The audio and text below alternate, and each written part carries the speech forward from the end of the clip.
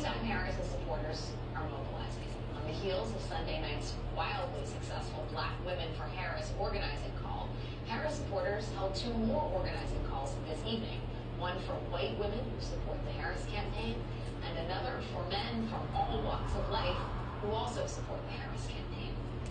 Next week, Vice President Harris will head to Georgia, where the campaign is hoping to keep up that momentum from the standing room only event they held in Wisconsin earlier this week. We also expect Vice President Harris will choose a running mate sometime in the next 2 weeks, just ahead of the Democrats' virtual nominating convention.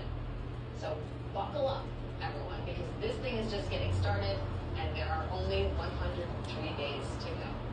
Joining me now are Dan Pfeiffer, former White House senior advisor to President Obama, and Ashley Etienne, former communications director for Vice President Harris. It's so great to have both of you here. I'm eager to get your thoughts on how you'd like to see this campaign unfold. But first, Dan, let me ask you just about this polling that we have. It's clear that Vice President Harris has made up some ground, but there's obviously still more to do. I wonder where you think she should be focusing geographically on picking up that support, because there's a pretty big debate about whether it's about opening up the map or focusing on the so-called blue wall states of Wisconsin, Pennsylvania, and Michigan. I think it is and or, right? There's no question that for any Democrat, Pennsylvania, Michigan, Wisconsin are the clearest, quickest path to 270. But because of her strength that we've seen in the early polling with younger voters, Black voters, Latino voters, where she is performing at 5-6 points above where President Biden was performing, Georgia, Arizona, and Nevada should be back in play. And so we are back to where we thought this campaign would be a year ago, which is with these 6 core battleground states, with possibly North Carolina coming into play. So she's got to play in all those states to open up as many paths as possible to the presidency.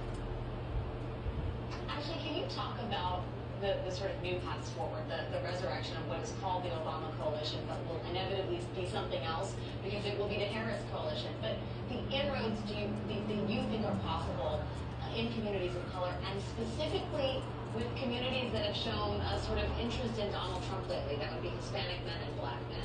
How do you think she is best positioned, or should best position herself, to bring them back into the Democratic tent?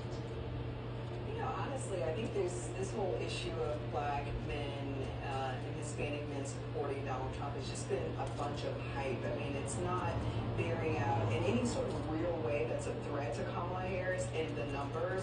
I was just recently talking about the USA Today poll that they polled Black men who support Trump.